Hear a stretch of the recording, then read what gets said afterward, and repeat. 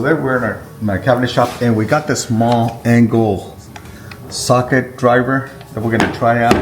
It has 2 batteries, it's 21 volt, comes with its own sockets, and it comes with its own box to carry around. The other thing we like about this, you can check your battery, see how this charge.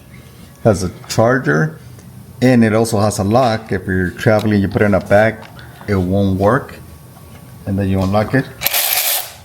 So we're gonna put it at the test. We already tried some other things, and it also has reverse. You can switch it back and forward, and we're gonna try it out screw to bolt on.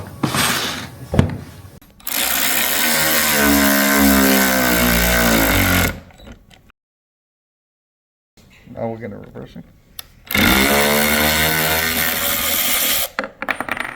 There you go.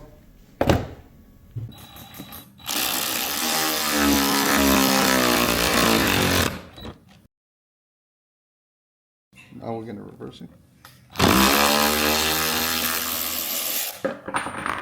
There you go.